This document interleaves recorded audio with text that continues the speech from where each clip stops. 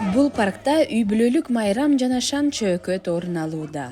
Бийлегенге сахна, тамак аш саткан жайлар жана түрдүү аттракциондор бар. Бул жерге адамдар асмандагы кубулушту көрүүгө келген. Ушундай нерселерди күтөбүз. Мектепте же дагы башка жерде алаксып жүрүп, ушундай кызыктуу нерсени көрбөй калбайлы дедик. Үй бүлө менен сыртта чогуу убакыт өткөргөн сонун. 2017 жылы мен биринчи жолу күндүн толук тутулушун көрдүм. Абдан чоң таасир алдым. Ай күндүн алдына жылып, анын жарыгын толугу менен жаап, планетанын көпчүлүк жерлерин дээрлик 4 мүнөттөй караңгылыкка батырат. Күндүн толук тутулушу болот. Толук тутулушту Мексика, АКШ жана Канадада жашагандар жакшы көрө алат.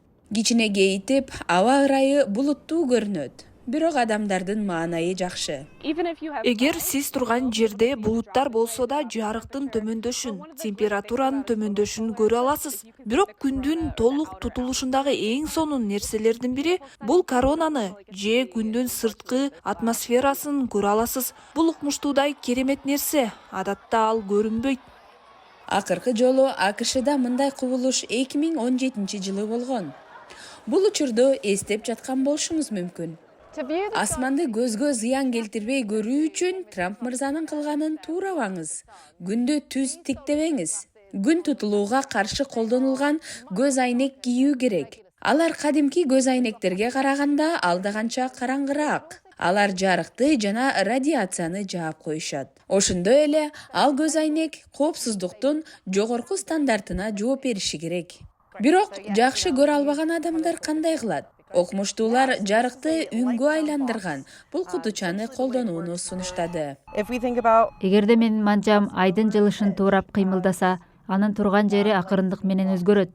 Күндүн жарыгы караңгыга баткан сайын бул кутучадан чыккан үн жоон болуп чыгат.